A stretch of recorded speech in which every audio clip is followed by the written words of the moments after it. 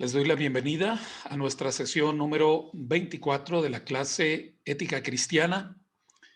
Agradezco mucho al Señor que nos regale esta oportunidad de compartir juntos la reflexión, la meditación sobre todas las implicaciones que tienen los juicios morales.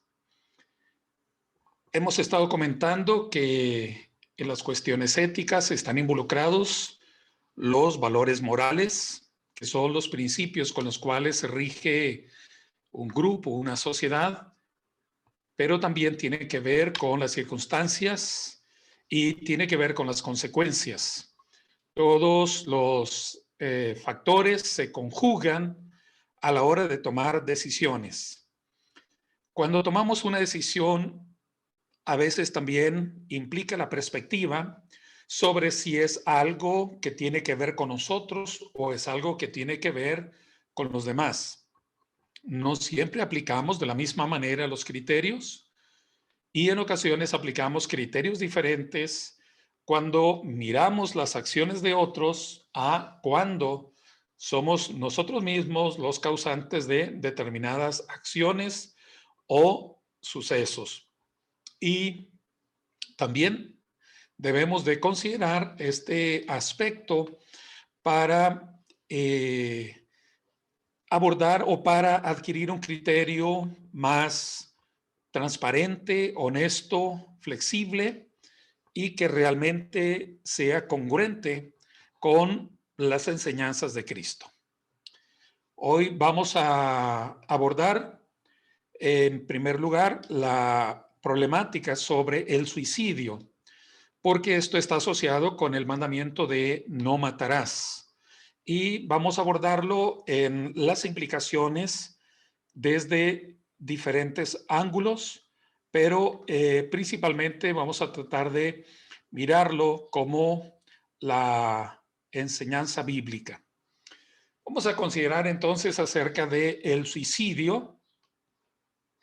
Cada uno de nosotros es probable que en todos los ámbitos que hemos estado hablando ya tengamos una opinión, ya tenemos un criterio. A veces el criterio lo hemos adquirido con la educación o lo hemos adquirido con las perspectivas de nuestro entorno o a veces con alguna lectura, alguna influencia, en nuestro caso de videos, ya sea películas, documentales o series de videos que llegan hasta nosotros y que nos van orientando hacia una determinada valoración sobre todos los distintos temas. Probablemente tengamos ya una idea sobre esta cuestión del suicidio, algo que en últimos años ha crecido, ha aumentado, por causa de que nuestra sociedad es una sociedad que tiende a la depresión. Hay mucha gente solitaria, mucha gente afectada de enfermedades mentales y ha llevado a mucha gente al suicidio. Vamos a tratar de mirar esto en diferentes ángulos. Algunas cuestiones de historia podríamos señalar lo siguiente. En algunas culturas ha sido considerado como un acto de honra y de distinción.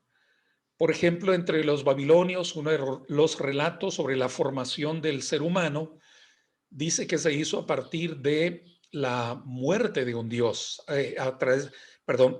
por medio del suicidio, ¿sí? Por medio del suicidio de un dios. Por lo tanto, los mitos sería como la justificación y sería también la apreciación de determinado acto. Si la humanidad procede del suicidio de un dios, entonces habría aquí como una honra de que el humano que lo haga estaría imitando a ese dios. Entre los mayas, en esta sociedad, en esta cultura que existió en lo que hoy es, bueno, y existe también parte de esta cultura maya en lo que hoy es México y Guatemala, Belice, se adoraba a un dios, se adoraba a una divinidad que era la divinidad del suicidio. También hay algún reconocimiento de aceptación en la religión del brahmanismo de la India, como entrar en el profundo silencio del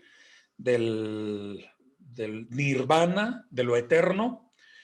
También entre los egipcios antiguos hay algunos señalamientos donde dice que se apreciaba el acto del suicidio.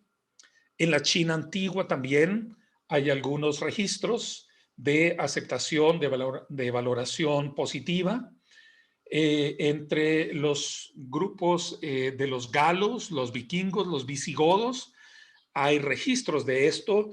En algunos casos, en los mayores, cuando la persona adulto mayor ya se volvía incapaz de autonomía, cuando sentía que estaba haciendo una carga para otras personas, entonces se recurría al suicidio y se consideraba como muy aceptable. Y también lo podemos encontrar entre algunos filósofos de la Grecia clásica. Uno de estos ejemplos es el caso de Sócrates.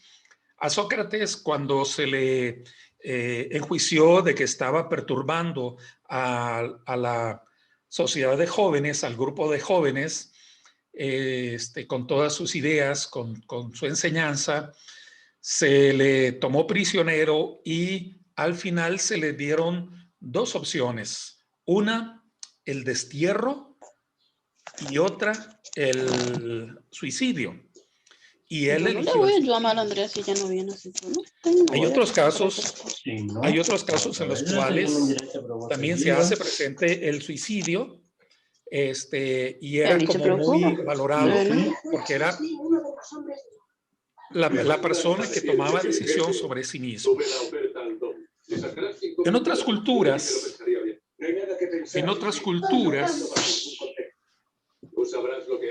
lo toleraban en ciertas condiciones. Algunas culturas lo toleraban en determinadas condiciones. Perdóname, es que hay un micro abierto. Y Vanessa de Olive. Vanessa, ¿quisiera cerrar tu micrófono, por favor? Vanessa. ¿Listo? Muy bien, muchas gracias. Gracias. Otras culturas lo toleraban en ciertas condiciones. Por ejemplo, cuando era para defender la honra, cuando era para asegurarse una apreciación como en su libertad. Hay varios ejemplos de tribus o grupos de tribus que llegaron a suicidarse. En el sur de México hay el relato de un grupo de una tribu que se arrojó a un abismo que tiene alrededor de 1 kilómetro, alrededor de 1000 metros de caída en el Cañón del Sumidero. Este grupo estaba escapando de la esclavitud cuando llegó la conquista de los españoles. Entonces hay un señalamiento muy positivo de ese grupo de personas que prefirieron el suicidio lanzándose al abismo que vivir en la deshonra de la esclavitud. También ha habido entre los judíos algunos de estos señalamientos, algunas de estas, de estas condiciones en donde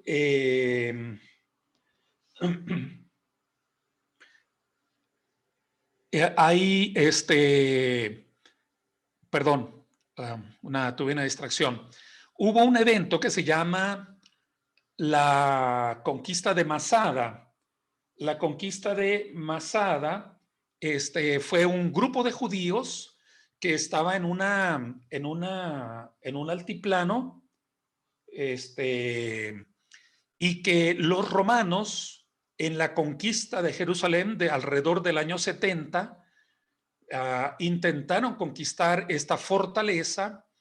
Es una fortaleza que estaba ubicada en el lado sur del Mar Muerto y duraron varios años tratando de conquistarlos. Hicieron terraplén, o sea, hasta que hicieron un terraplén y llevaron una catapulta y lograron acercarse a la fortaleza, pero después de varios años.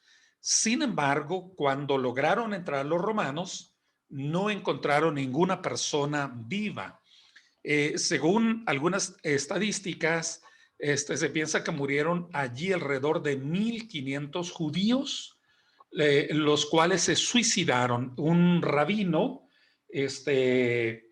hizo un acto como de sacrificio de las vidas y finalmente él se quitó la vida. Y queda ahí como un relato impresionante, pero como un relato positivo, ¿verdad? No queda como una vergüenza ese acto, porque se habla como una cuestión honrosa de alguien que se enfrentó al enemigo y prefirió la muerte, causándose la muerte a sí mismos, ¿no?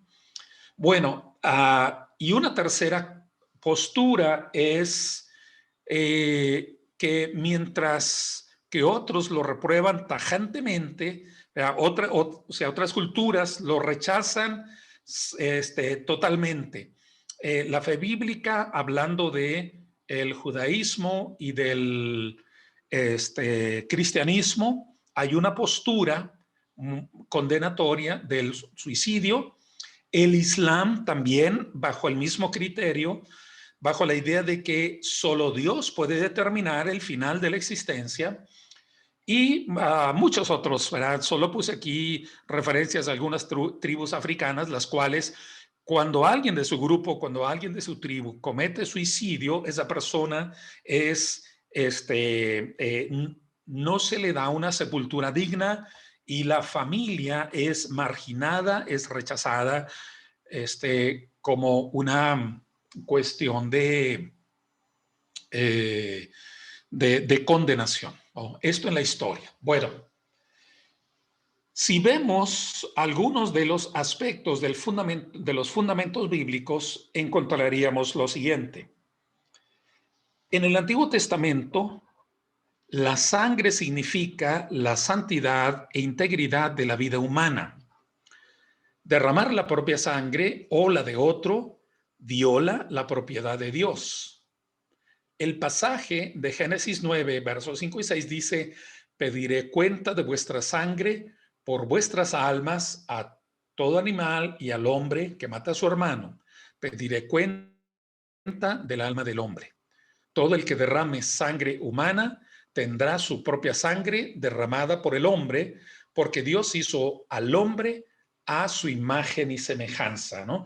Hay una declaración de prohibición y debemos entenderla como una condenación a todo aquel que tome la sangre de otra persona, incluyendo la propia, ¿no? O sea, que se apropie del final de la existencia. El quinto mandamiento deja claro que solo Dios es el Señor sobre la vida y la muerte. El pasaje es que hemos estado viendo es no matarás.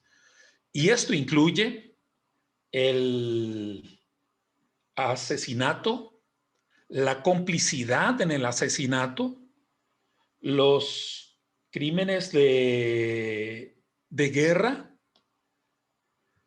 incluye la interrupción voluntaria del embarazo, como es el aborto, el suicidio, la automutilación y la autodestrucción, e incluyendo la eutanasia.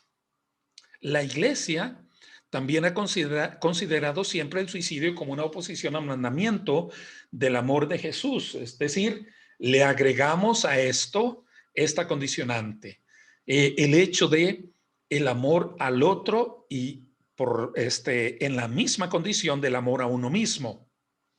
El pasaje dice: amarás al Señor tu Dios con todo tu corazón, con toda tu alma, con todas tus fuerzas y con toda tu mente, y a tu prójimo como a ti mismo. Y este pasaje viene desde el Antiguo Testamento. Pero veamos cómo es que si ocurren algunos suicidios en el texto bíblico. Mayormente en el Antiguo Testamento y en el Intertestamento. Ni el Antiguo ni el Nuevo Testamento parecen prohibir el suicidio de forma explícita. O sea, no hay ningún texto que diga no te suicidarás. Pero el texto que estamos considerando como base es el de no matarás, y esto se lleva a la responsabilidad por uno mismo. Pero hay relatos de suicidio, y estos son algunos. En el Antiguo Testamento, Abimelech le pidió a un escudero que lo atravesara con una espada, y ese es un suicidio asistido, ¿verdad? Como el caso de en la vida real, ¿no? La gente que está parapléjica, o gente que pide la eutanasia, o gente que también por una honra moral, ¿verdad? Llega a pedir ayuda para quitarse la vida. Pide medicamentos, pide alguna inyección, pide algo, y comete el asesinato. En el caso de Sansón, que es puesto como un héroe en el capítulo 11 de Hebreos, él en realidad cometió suicidio. Dice él: muera yo con los filisteos, cuando derrumbó el lugar en el que se encontraba, que fue que pidió que le pusieran junto a las columnas, y luego las empujó y todo se vino abajo y aplastó, ¿verdad? Él murió aplastado junto con los que estaban ahí cerca de él. Es un suicidio ampliado porque, bueno, su pretensión es como hacer un acto de venganza, y con esto honrar sus equivocaciones, o purificar sus equivocaciones, y tratar de conseguir una liberación de su alma. Saúl se arroja sobre su espada. Saúl también termina en suicidio. Él no muere por las heridas que le aplican sus adversarios. La muerte le llega, ¿verdad?, cuando él se lanza sobre la espada. Y el escudero que estaba con Saúl hace lo mismo. A esto se llama el efecto Werther o Werther. Luego explicaré sobre esto. Hay otros ejemplos, como el caso de Zimri. El caso de Zimri, que dice que cuando vio que la ciudad iba a ser tomada, entró en la fortificación y prendió fuego al palacio real, y él dentro, y muere. Eleazar, en la época del Intertestamento, según lo registra el libro de los Macabeos, al igual que Sansón, muere por aplastamiento, en este caso por un elefante. Se sacrificó por salvar a su pueblo y ganarse la fama eterna. Es un suicidio altruista. Ptolomeo, también relatado en el texto de Macabeos, al no poder desempeñar con decoro tan alto cargo, desesperado, se envenenó. Agitofel, según segundo libro de Samuel, del 17 al 23, fue a su casa, puso todo en orden y luego se ahorcó. Rasís, uno de los ancianos de Jerusalén, muy patriota, de muy buena fama y bondadoso, él también, ¿verdad?, se quitó la vida. Esta es la época en la cual están luchando contra los griegos, contra aquellos que han profanado el santuario, y esta es una lucha por la depuración. Es una lucha por la pureza, por conservar la integridad de la fe judía. Él, cuando estaba rodeado del enemigo, por temor a caer en manos de ellos, se hirió en el vientre, pero no moría. Entonces se subió al muro, se arrojó al vacío, pero tampoco murió.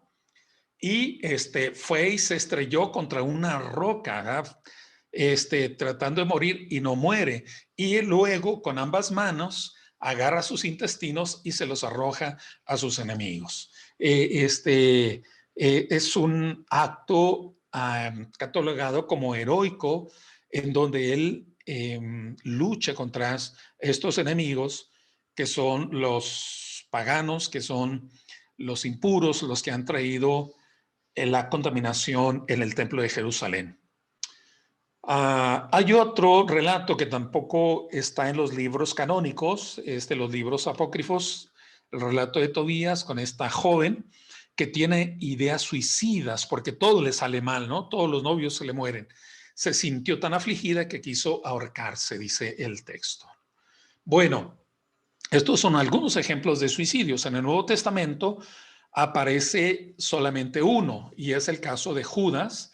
Y tenemos el relato en Mateo 27:5, aunque hay dos perspectivas. Uno dice que Judas, lleno de remordimiento, fue y arrojó las monedas y luego fue y se ahorcó. En cambio, en Hechos dice que Judas lo que hizo fue que compró con las monedas que ganó un campo y luego fue y se tiró de cabeza reventándose sus entrañas, ¿no? Algunos, bueno, lo que se dice es que más bien estuvo colgado, nadie lo descolgó porque como el suicidio es condenado, entonces se le dejó que permaneciera en el árbol, colgado de esa rama hasta que su cuerpo cedió y finalmente cayó sobre la tierra. Durante el desarrollo histórico sobre esta cuestión viene más o menos así. Durante los primeros siglos, el cristianismo aceptó el suicidio bajo determinadas circunstancias. Hay relatos en donde parece que se toleraba cuando eran perseguidos, cuando muchos de ellos sufrían la ignominia del abuso de las autoridades y al parecer no había una condenación tan severa. Pero esta actitud varió después cuando ya la iglesia dejó de ser perseguida. A partir del siglo V entran ya otras valoraciones, principalmente con Agustín de Hipona, que hace una reinterpretación ahí de la filosofía de Platón, y luego más tarde, ya siglo XIV, XV, con Tomás de Aquino, hay una severa condenación hacia el suicidio. Ahorita veremos las expresiones que dijeron estos teólogos de la antigüedad. En la Iglesia Católica, que fue la iglesia que predominó o que en realidad existió como institución durante muchos siglos, la Iglesia Católica quedó plasmado una condenación contra el suicidio desde el 693. Se aplicaban algunos castigos, como cuáles castigos, bueno, la excomunión y el hecho de que no se le concedía que el cuerpo fuese sepultado en el camposanto llamado. Si ustedes conocen las iglesias católicas antiguas, ustedes verán que al lado de una iglesia, al lado de un templo, existe un cementerio. Ese cementerio era como para guardar las almas de los difuntos. Pero el caso de los suicidas no se le concedía que tuviese lugar en ese cementerio. Hay otros datos históricos aquí que ustedes pueden verlos con algún detenimiento, ¿no? Pero podemos encontrar las restricciones que se fueron dando hasta señalar lo siguiente, ¿no? La Edad Moderna. En la Edad Moderna, desde 1492 hasta la Revolución Francesa, más o menos desde la época de la conquista de los continentes, ¿no? se dan una serie de elementos. En Europa, las iglesias cristianas empiezan a sacralizar la muerte. ¿Cómo es esto de sacralizar? Bueno, antes se le miraba simplemente como algo tan natural, se le miraba como parte de la vida cotidiana. Los muertos o las muertes, más bien, ocurrían a veces en el contexto de la vida cotidiana.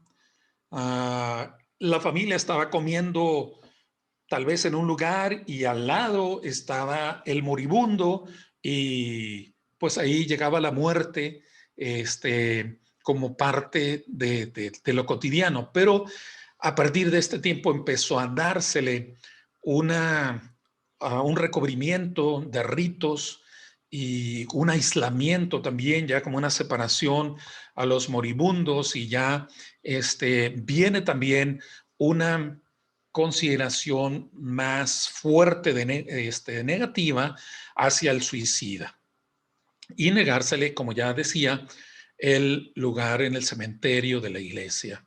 Estamos hablando del catolicismo, ¿no? En Inglaterra, en la iglesia anglicana, hacia el 1800, el cuerpo suicida era castigado por la justicia. Al cuerpo del suicida se le arrastraba boca abajo, se le ponía, muchas veces se le cruzaba con una estaca el pecho y después de arrastrársele se le dejaba estaqueado con estacas en el camino para exhibirlo. En algún dato histórico se habla de un grupo que estaba imitando el suicidio y entonces decidieron exhibir los cuerpos de los suicidas con tal de provocar horror y entonces desestimar o desestimular los actos de suicidio. Solo se aceptaba en esta época moderna, estamos hablando de la época inicial de la modernidad, el suicidio en el caso de un soldado vencido, a un soldado que se miraba ya perdido, estaba herido o estaba rodeado de todos sus enemigos, y entonces se le concedía el quitarse la vida. Una evolución importante de distinguir va a ser la siguiente. ¿Cómo es que el suicidio va a pasar de ser una absoluta condenación por considerarse pecado a mirarse como posible enfermedad? Y esto es un cambio radical. Agustín dijo sobre el suicida: no matarás a nadie, ni a ti ni a otro, ya que el que se mata a sí mismo, ¿no acaso es asesino del hombre? ¿O no es acaso asesino del hombre? Y entonces hay una condenación al equiparar el asesinato de sí mismo con el asesinato de otro. Tomás de Aquino, el otro teólogo que también influyó mucho sobre esto, dice: no se puede disponer libremente de sí mismo. No se es libre de disponer sobre su vida y su muerte. Consideraba el suicidio como el más grave de los pecados. Hay aquí un reproche, una condenación total. Hasta bien entrada la Edad Moderna, el hombre no tenía permitido modificar su destino. Este estaba en manos de Dios. En Francia, en el siglo XVII, que ya estamos hablando de la época de la filosofía moderna, ahí ha comenzado el humanismo, donde se centra mucho sobre el ser humano y donde viene una comprensión diferente sobre quién tiene que determinar sobre las cosas. Hay una definición que es la razón humana, la que tendría que discriminar, es la que tendría que juzgar, y empieza a mirarse de esta manera.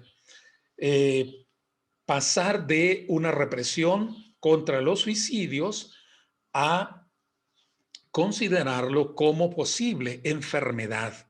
Se dice que puede ser parte o puede ser manifestación de una enfermedad. Ellos lo mencionaban así en esa época como de histeria o la epilepsia, ¿no? Y que no tenía que ver con la posesión diabólica con que se relacionaba el suicidio. Y se empieza en esta época a dividir el mundo religioso y la enfermedad mental. Y va a haber entonces a partir de ahí una tendencia a considerar el suicida como alguien que llega a este desenlace por la intensidad emocional o por este sufrimiento mental que está padeciendo. Evolución de pecado a enfermedad. En general, a excepción de los países anglosajones, los europeos, se crea una tradición laica en la que se deja de considerar el suicidio como un delito. Pasa a estar entre el límite de lo normal y lo patológico, al igual que antes estaba entre lo natural y lo sobrenatural. Empieza así un debate que no ha terminado hoy entre lo que es un suicidio normal y un suicidio patológico. Cuando alguien está en plenitud de conciencia y determina quitarse la vida, cuando alguien más bien está atrapado en fuerzas, en cuestiones que escapan a su control y que son lo que les llevan a quitarse la vida. Durante el romanticismo en el siglo XVIII, este es un movimiento filosófico que enfatiza la belleza, la estética. El suicidio pierde parte del carácter peyorativo e incluso empieza a mirarse como una opción suprema. Recordarán ustedes el caso de Julieta y Romeo, y podemos encontrar algunos relatos de novelas de esa época en donde el desenlace de los personajes es el quitarse la vida como una opción de solución incluso bien apreciada por causa de frustración frente a proyectos, por causa de no poder realizar de diferentes sueños. Ortega y Gasset le llamó a esa época, a esta epidemia de suicidios que ocurrieron durante la época del romanticismo, el mal del siglo. Jean Esquirol, un francés, divide a los suicidas en 3 categorías: el provocado por las pasiones, el producido por una enfermedad mental y el provocado por el tedio de vivir. Hoy existen más o menos estas separaciones, pero con otros términos. Bueno, algunos otros autores también lo vieron con estos ojos, ¿no? Emil Durkheim, un sociólogo, dijo: ningún otro hecho es tan rápidamente transmitido por contagio como el suicidio. Hay una obra de Goethe, un escritor alemán, que habla de las penas del joven Werther. Narran la historia de una pareja, Werther y Carlota. Carlota es una mujer comprometida y como no pueden cumplir su amor, no pueden concretar su amor, entonces él se suicida. Y ese acto de suicidio novelado fue algo que produjo muchos suicidios. Y en épocas recientes, en épocas o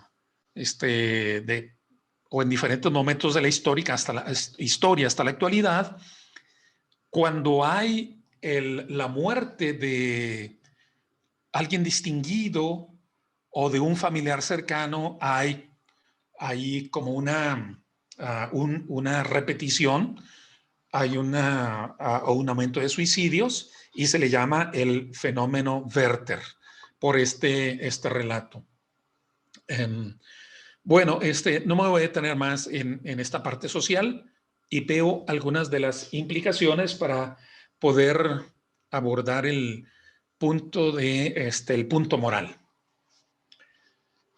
¿Por qué es tan complejo? ¿Por qué está tan cargado emocionalmente? ¿Por qué es una situación difícil el poder determinar o el poder tomar una postura sobre el suicidio? Primero, porque es un acto demasiado radical. Es una conducta destructiva en donde el agresor y la vida se identifican, ¿no?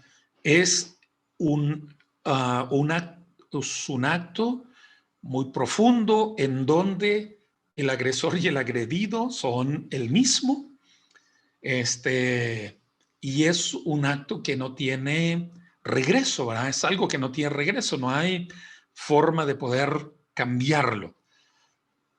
Segundo, es algo demasiado libre, es algo que impacta porque es la decisión consciente o no, pero es la decisión de la propia persona ejerciendo su criterio, ejerciendo su fuerza, quien opta por este camino. Aunque los conflictos ambivalentes, por un lado, el deseo de morir y el deseo de seguir vivo, provocan una tensión insoportable. En muchos casos de suicidio, no ocurre en el primer momento que alguien tiene el impulso. Muchas veces el suicida va anunciando, lo hace conocer, lo avisa, a veces lo señala como en una expresión de quisiera no estar vivo o quisiera no estar sintiendo esto o tal vez sería mejor estar muerto, y habla con alguien, comenta algo sobre este particular y probablemente no es en el es que lo siente en un momento y en ese momento lo decide, sino que generalmente va siendo algo progresivo, alguien que se va aislando, alguien que va quedando solo, alguien que va expresando conductas también autodestructivas, y hasta que finalmente llega a expresarlo, pero es como la manifestación más grande de su libertad o supuesta libertad.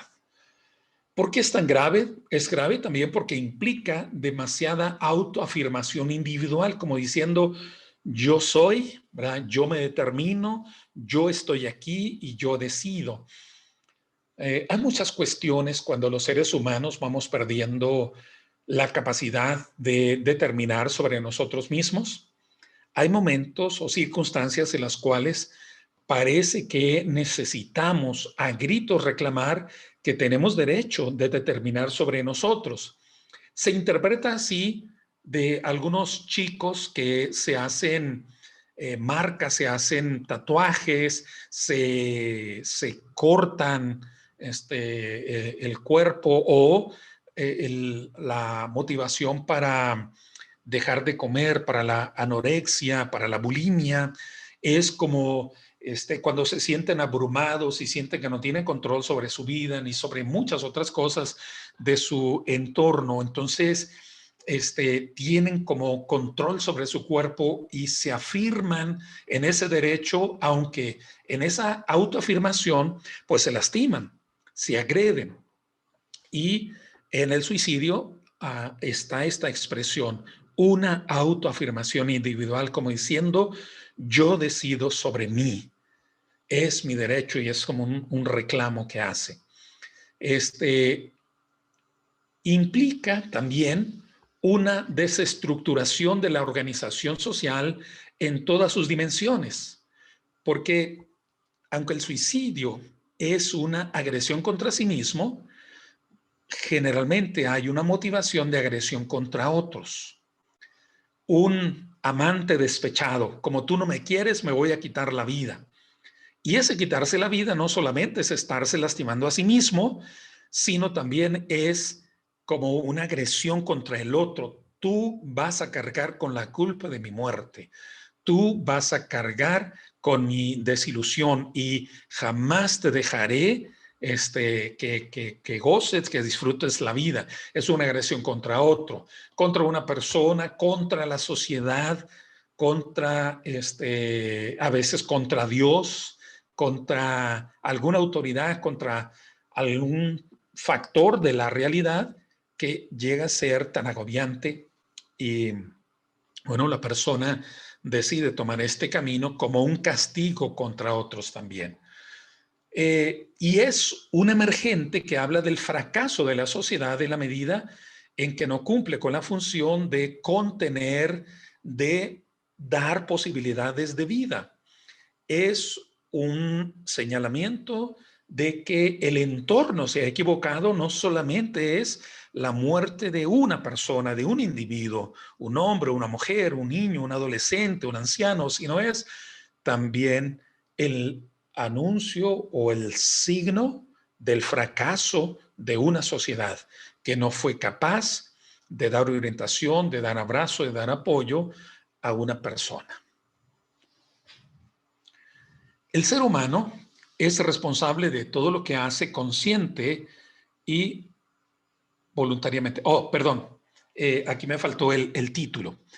Y aquí estaríamos viendo sin embargo, existe algunas situaciones con las cuales nosotros debemos de no ser tan categóricos sobre una persona que se suicida. A veces el debate está en torno de, ¿puede ser salvo una persona, un creyente que se suicida?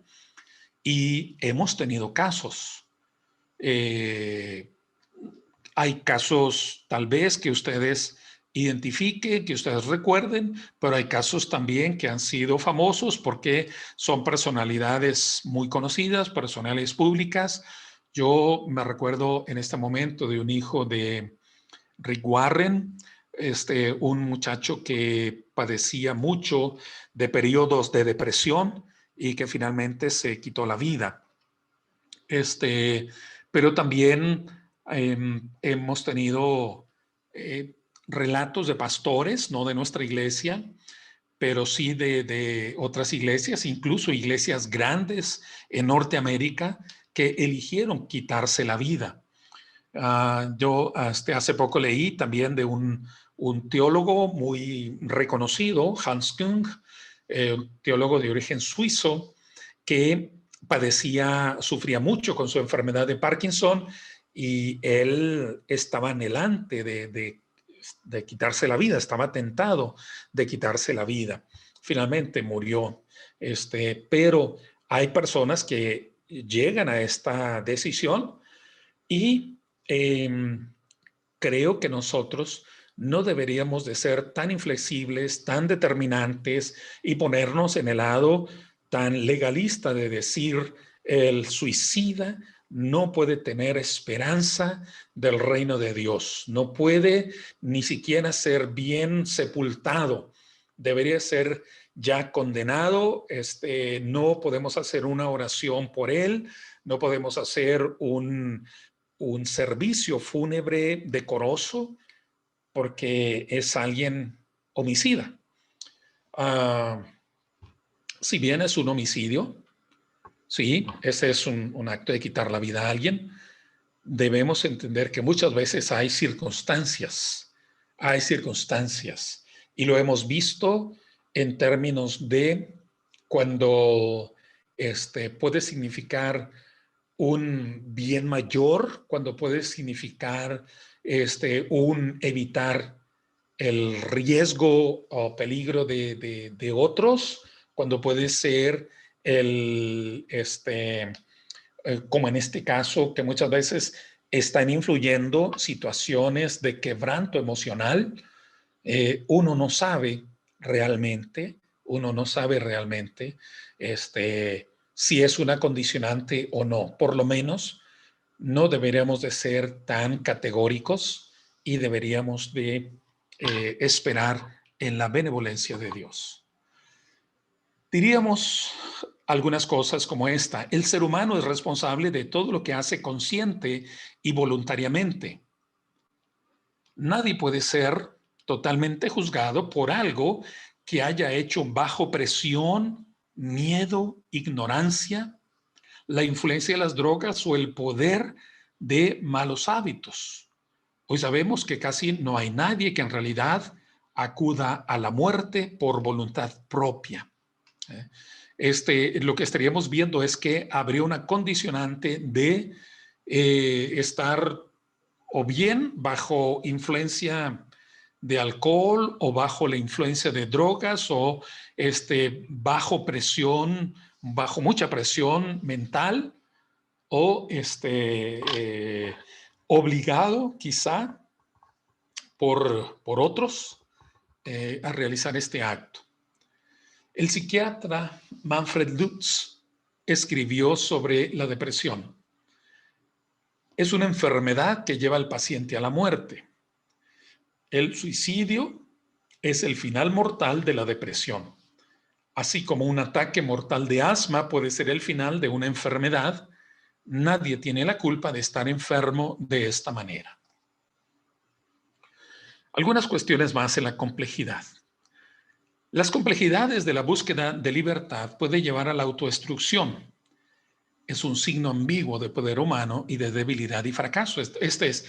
Alguna gente dice, en términos éticos, yo tengo el derecho de mi vida, tengo el derecho a definir sobre mi cuerpo, tengo el derecho a determinar sobre mi existencia, por lo tanto es mi libertad ponerle fin a mi existencia, ponerle fin a la vida de mi cuerpo. Entonces es su libertad, pero al mismo tiempo ese acto no es solo un criterio de libertad, sino es también una señal de debilidad y fracaso. Porque es la búsqueda del no sufrimiento, del no estar enfrentando las adversidades, las cargas, las responsabilidades, de no vivir con lo que haya perdido, con lo que haya fallado en su vida. Pero también debemos entender para poder esperar misericordia, que hay un amor que permanece cuando nosotros ya no nos amamos. Hay un amor que es capaz de amarnos aun cuando nosotros ya no nos amamos. Y este es el amor de Dios. ¿Puede Dios tener misericordia? ¿Puede Dios tener clemencia de nosotros? Lo importante, ante todo, es aprender a cuidarse. Dice el escritor Bertolt Brecht, el que me ama me ha dicho que me necesita, así que me cuido. Veo cómo camino y tengo miedo de cada gota de lluvia. Tengo miedo a morir. ¿Cuáles son las alternativas de juicio ético? Hay tres. Primero, es un mal moral prohibido por Dios. Y esto estaría marcado por estos criterios. Es un acto contra la propia naturaleza que quiere vivir, ¿verdad? El cuerpo está empujado, el cuerpo está conformado por células que quieren vivir, que empujan hacia la vida. Y la decisión, la voluntad de alguien que se quita la vida es restarles, ponerle límite a ese empuje de la naturaleza. Segundo, es un acto contra la comunidad, porque se priva a la comunidad, a la familia, a los amigos, a la iglesia, al entorno, a la sociedad, de alguien que los necesita, ya sea un anciano, un niño, un adulto, la edad que sea, un hombre, mujer, la condición que sea, es alguien que es parte de una comunidad y quien se quita la vida priva de su presencia, de su función dentro de la comunidad. Pero también es un acto contra Dios, quien solo tiene el derecho sobre la vida. Así que hay una definición, habría este postulado y esta sería una de las opiniones, un mal moral prohibido por Dios. Y entonces, si así se considera, habría una forma de respuesta hacia quien comete un acto así. El segundo punto de vista es el siguiente, y es que habría una justificación como una opción responsable, porque puede ser la alternativa aceptable ante circunstancias crueles de la vida, ante alguien que se le acumularon los fracasos, ante alguien que perdió seres amados y que piensa que sin ellos no puede vivir, ante alguien que ha perdido el sentido de la vida, alguien que ya no tiene esperanza, alguien que está en condiciones inaceptables de vida por enfermedad, por un accidente, etcétera. Pero se considera como una alternativa viable y por lo tanto no debería de haber ninguna condenación.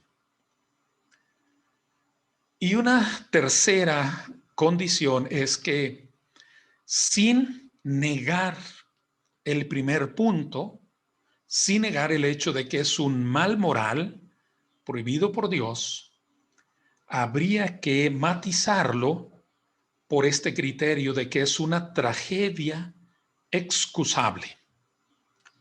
Porque puede ser que la persona es víctima de fuerzas que trascienden su control, como el caso de un deprimido o el caso de alguien que de pronto está alterado, está alterado por un shock de un trauma, está en condiciones de un síndrome complejo. Puede ser que esto es lo que le lleve frente o a enfrentar esto, la realidad. Por ejemplo, hemos tenido o tenemos o ocurren suicidios de adolescentes que tienen miedo a enfrentar a sus padres, padres muy autoritarios, padres muy tóxicos, tienen miedo a enfrentarlos porque fracasaron en la escuela, los adolescentes, porque reprobaron materias, y a veces es tanto el terror que tienen de enfrentar a la autoridad de sus padres. Algunos huyen, algunos huyen de casa y se van a condición de vida de calle. Otros, lamentablemente, llegan a optar por el suicidio. ¿Cuántas veces el miedo, cuántas veces el colapso del mundo interno provoca una tragedia como esta? Y ante esto, nuestro criterio debería ser prevenir cuando podamos y llorar cuando no. Hay 4 tipos de suicidio según las motivaciones. Puede haber suicidio por arrogancia. Alguien que fracasó en un negocio, tiene todavía los elementos básicos de la vida, solo que hizo inversión, hizo una compra de acciones que se vino abajo, la bolsa falló, plum, ¿verdad? No recuerdo en qué año, vino un desplome de la bolsa de Wall Street en Nueva York y empezaron a darse varios suicidios de los corredores de bolsa. Se subían al techo y de ahí se lanzaban. Y la curiosidad de la gente, cuando se dieron cuenta de eso, fue ubicarse en la acera de enfrente para mirar cuándo venía el caso siguiente, ¿no? El suicida siguiente. Son suicidios por arrogancia, porque perdieron profesionalmente, fallaron en las expectativas y hay un fracaso. Y entonces, pues como no quieren verse fracasados, no quieren traer en su frente la marca de que se equivocaron, pues prefieren quitarse la vida. Y eso se le llama suicidio por arrogancia. Hay un suicidio que es sacrificial, ¿Cómo entenderemos el caso de Jesús sino como un suicidio sacrificial? Él se deja quitar la vida. Él va hasta el final por una entrega plena y amorosa en favor de toda la humanidad. Pero también ha habido otras expresiones de suicidio sacrificial.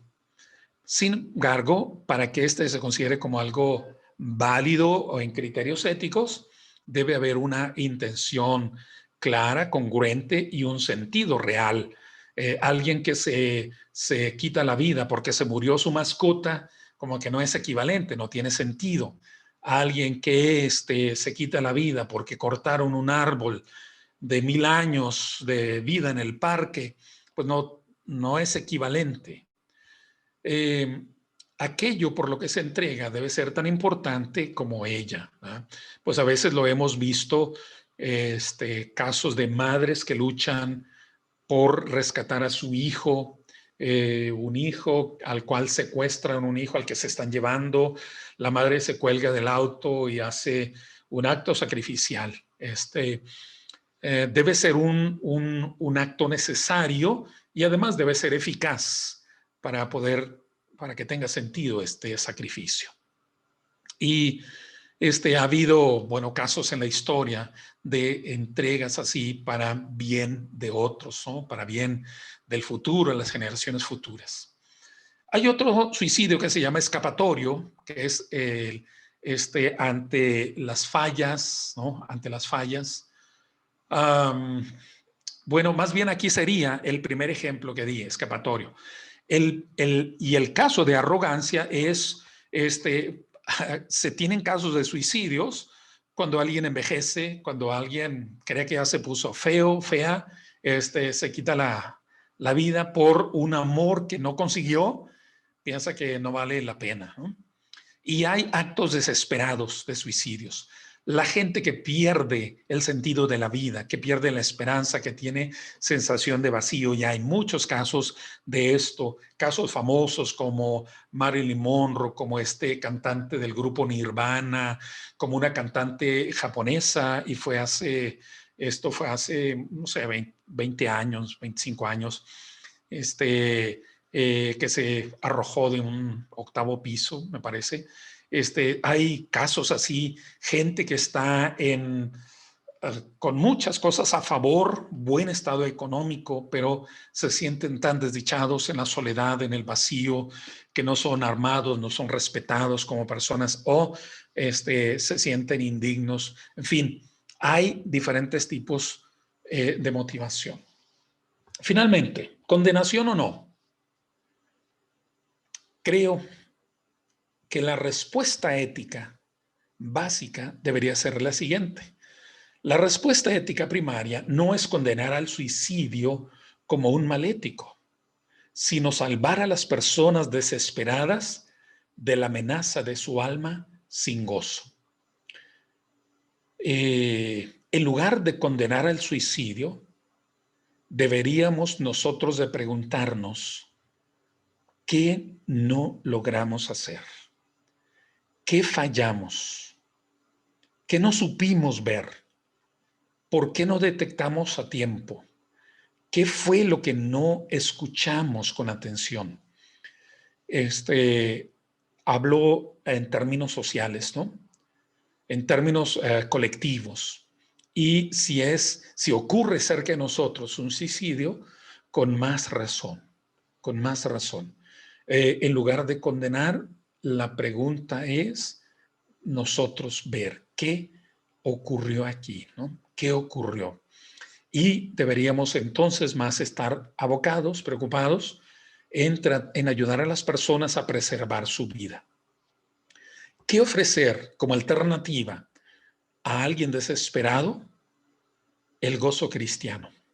Un gozo que está asociado con la gratitud, con la gratuidad, que está asociado con el reconocimiento de la dádiva, de la gracia, de la benevolencia, y entender que de eso vivimos, que más allá de los fracasos, de las pérdidas, de lo que no logramos, de la vida disminuida, más allá de todo eso, hay algo maravilloso en la vida, hay algo maravilloso, no solo en esta realidad, sino más allá. Rehusarnos al gozo es violar tanto la voluntad divina como la posibilidad de vida. Por lo tanto, esto es lo que deberíamos de buscar. Y deberíamos de ser compasivos ante esta situación. Esto es lo que puedo decir ante el suicidio. Si hay alguna pregunta, vamos a tomar 5 minutos y hacemos un receso. Si hay preguntas, las abordamos empezando la siguiente sesión.